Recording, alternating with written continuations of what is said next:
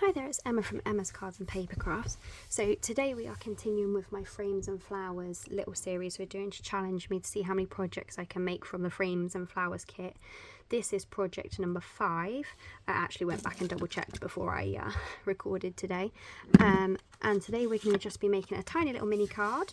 I have prepped some of it but not all of it, so we're just going to go with it. We're going to be using this as our focal point for the centre of the card, so just like this.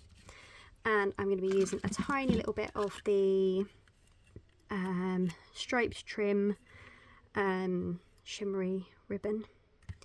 So we're going to cut our ribbon first. Actually, let's find the end of my ribbon, because I tend to leave the plastic wrap around it so that it holds the ribbon in. So we want a bit that's about the same width as the card. So the card base is 3 3/4 inches by 7.5, and then scored at 3 3/4 down the middle. Just fit these. It just sort of gave me a nice little border around my piece, so I've worked my card around that, and I'll probably make my own little envelope for this. I might even do it in a follow-up video and make it from the frames and flowers paper actually.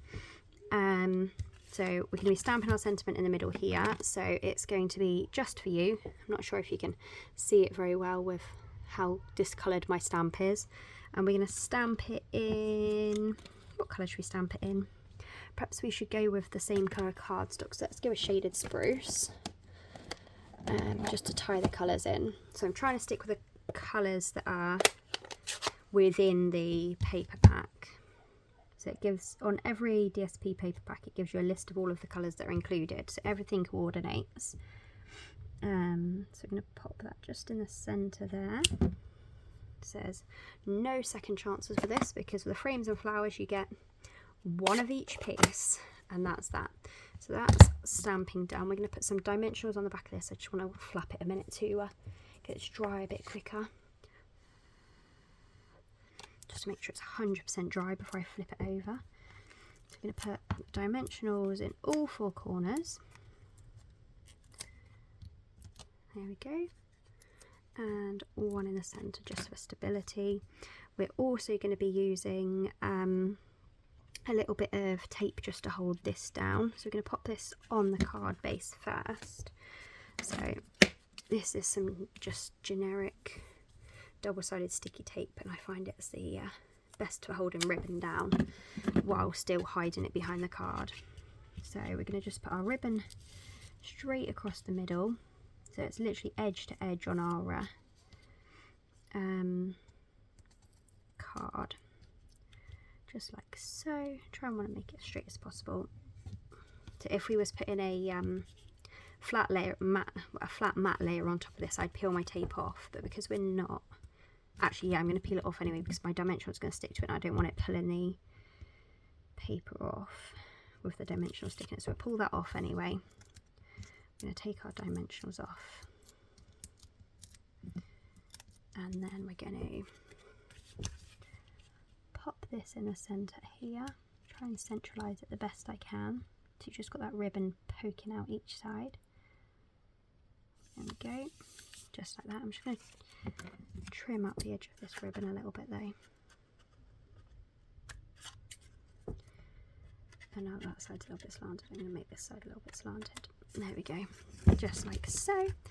And then we're going to find some shimmery gems. So these are the 2024 to 2026 in colour shimmer gems.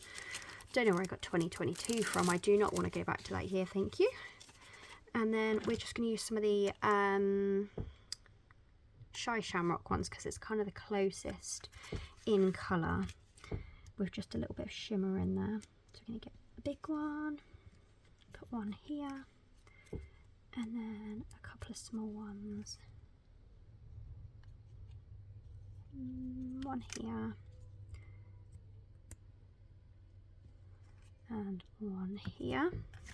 So you could just leave it there, but because this is a dark coloured card base, I am actually going to cut a matte layer to go on the inside to write on, which is the bit that I didn't prepare. So that's what we're going to do quickly now. So that's the finished outside, and then we're going to take some, just the thin basic white cardstock, and we're going to cut a piece that is 3.5 by 3.5. So I'm still on rations on my white cardstock, because guess who put their pre-order in way too quickly and completely forgot to order their white cardstock. So cut that down at 3.5, then we're going to turn it around and do it at 3.5 again. Those two bits can go back in my white packet. So I've got about 1.25 sheets of white cardstock left. So we're definitely on rations now. And then we're going to take my glue. Let's just measure this first to make sure my measurements are correct. Yep, that's fine. So we're going to take the glue, and then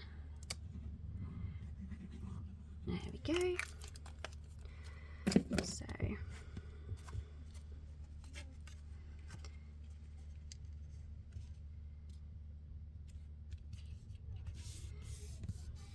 we go. So I'm going to leave the inside sentiment blank at the moment, because it could be for birthday, it could be just for a thank you, so anything can be useful just for you.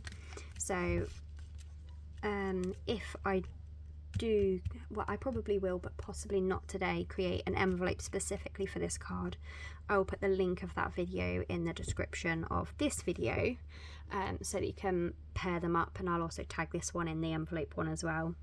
So you can pair them up for future reference. It probably won't be for a week or so though, as I'm quite busy and I'm doing a mass card, or card make, project make, on the last day that my children are not home. So yeah, it's been epic so far. We're on project 3 today, and I've got at least another 3 planned to film, so it's going to be busy. I hope you enjoyed this tiny little project number 5 for my frames and flowers series. I hope you'll come back to see another video soon. Thank you for watching. Bye bye.